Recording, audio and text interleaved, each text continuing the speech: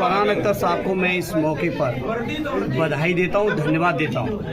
रैजंगला की लड़ाई में समझता हूँ देश की महानतम जो इतिहास है अपना, उस इतिहास की गवाही है। और मैं समझता हूँ इस फिल्म के माध्यम से जो लोग उस लड़ाई के बारे में नहीं जानते थे, जिनको एहसास नहीं था कि किन विपरीत परिस्थितियों में हमारे 120 बहादुर सैनिकों ने चीन के 3000 सैनिकों को खदेड़ा था। बहुत सारे लोग हैं जिनको इस इतिहास का अंदाज या एहसास नहीं है। इस फिल्म के माध्यम से उन्होंने पूरे देश के लोगों को बताने का काम किया, इसलिए उनको बधाई देता हूँ।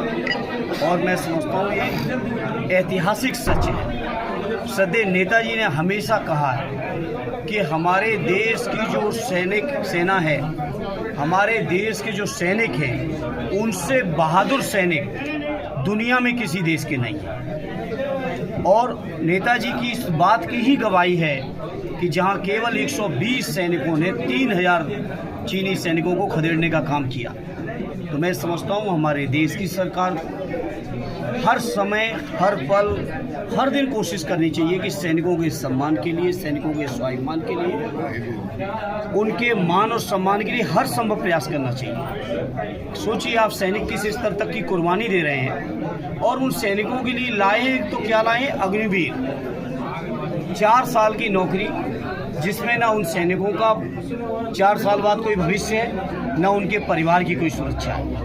और मैं समझता हूँ आज की इस फिल्म को देखने के बाद, हालांकि हम लोग लगातार मांग करते रहे, कम से कम सरकार को संकल्प लेना चाहिए कि जहां हमारे सैनिक इतने बहादुर हैं, इतनी बड़ी कुर्बानियां देने को तैयार रहते हैं, वहां सरकार को भी सैनिकों के लिए हर संभव प्रयास करना चाहिए। और ये जो अग्निवीर की योजना है, जो टेम्परेरी नौकरी है, इसको ख़त्म करके सैनिकों की वही पुरानी भर्ती जो स्थायी है, उनके लिए, उनके जीवन के लिए, उनके परिवारीजनों के लिए, भविष्य के लिए जो बेहतर थी, वही लागू करनी चाहिए। मेरी साफ साफ लगातार संसद में भी मांग रही है, हर मौके मांग रही है, आज फिर दोहराता हूँ। और जहाँ तक सवाल बहुत सारे उठे यादव या अहीर रेजिमेंट को लेकर, हमारे राष्ट्रीय अध्यक्ष जी ने अभी लखनऊ में 2 दिन पहले कहा कि समाजवादी पार्टी ही एकमात्र ऐसी पार्टी है जो अपने घोषणा पत्र के माध्यम से अहीर रेजिमेंट की मांग करने का काम किया है। और हमारी पार्टी की तो यहाँ तक भी मांग है कि गुजरात रेजिमेंट भी बनना चाहिए,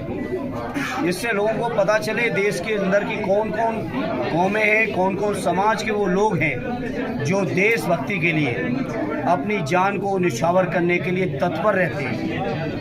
तो मैं समझता हूँ सरकार को ध्यान देना चाहिए, और सरकार ने जिस तरीके से काम कर रही है, अग्निवीर की योजना हो, कहीं ना कहीं हमारे सैनिकों को मनोबल गिराने की योजना है।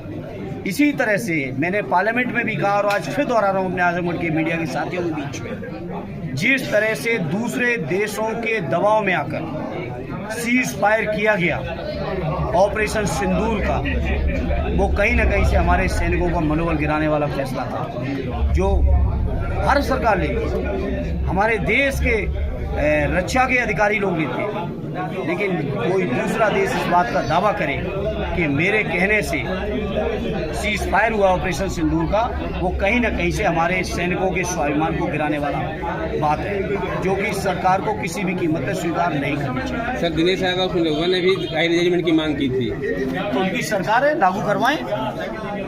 उनकी सरकार है, डबल इंजन, ट्रिपल इंजन, जितने इंजन है सारे लगा रखे, करवाएं ना।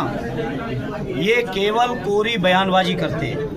और समाजवादी पार्टी के बारे में आप सब जानते हैं, जो भी बात घोषणा पत्र में जब कभी भी कही है, उसको न केवल 100% पूरा किया है, बल्कि उससे भी बढ़ के पूरा करने का काम किया है। और ये अहीर रेजिमेंट हमारे पार्टी के घोषणा पत्र का हिस्सा है। सर, जेली सिरप के मामले में सर धनंजय सिंह का भी नाम आ रहा है जी। जेली सिरप के मामले में सर धनंजय सिंह का भी नाम आ रहा है, उन पे आरोप है कि पुलिस प्रोटेक्शन कर रहे थे। नहीं, पुलिस का तो वो, उनको तो प्रोटेक्शन, वो तो अलग बात है। आज मैं इस मुद्दे पर बात करना चाह रहा हूँ, मैं मुद्दे से भटकना नहीं चाह रहा हूँ। सर, देखिए, चूँकि मैं ऐसे परिवार से हूँ कि मेरे परिवार में बहुत सारे सैनिक रहे हैं, सदैव नेताजी रक्षा मंत्री रहे हैं, हमारे पारिवारिक लोग फौजी लोग हैं, रिश्तेदार लोग हैं। स्वयं मेरे बड़े ताऊ ने, नेताजी से बड़े वाले जो हमारे ताऊ थे, आज वो दुनिया में नहीं है, उन्होंने भी 62 की और 65 बहुत महत्वपूर्ण सवाल है इस समय देश के संविधान को बचाने का, देश के लोकतंत्र को बचाने का, और देश के लोकतंत्र को पूरी तरह से कैप्चर करने का षड्यंत्र बीजेपी के लोग कर रहे हैं। बिहार में उदाहरण है, 65 लाख लोगों के वोट पहले काटे गए, बाद में जांचों में काटे गए, उसका डेटा बाहर नहीं आया। और उत्तर प्रदेश में भी षड्यंत्र है करोड़ों वोट काटने के। इसलिए मैं आपके माध्यम से अपने सभी समाजवादी साथियों से, अपने एक कार्यकर्ता से और उत्तर प्रदेश की महान जनता से कहूँगा कि SIR के माध्यम से जो 4 तारीख दी गई उससे पहले अपना फॉर्म जरूर भराएं। और चुनाव आयोग को चाहिए, कोई हड़बड़ी नहीं है। अभी उत्तर प्रदेश के चुनाव में बहुत दिन हैं, अन्य प्रांतों के भी चुनाव में दिन हैं। हर हाल में SIR की तारीख को बढ़ाना चाहिए आयोग को। और आयोग की निष्पक्षता पर एक नहीं हजारों सवाल हैं।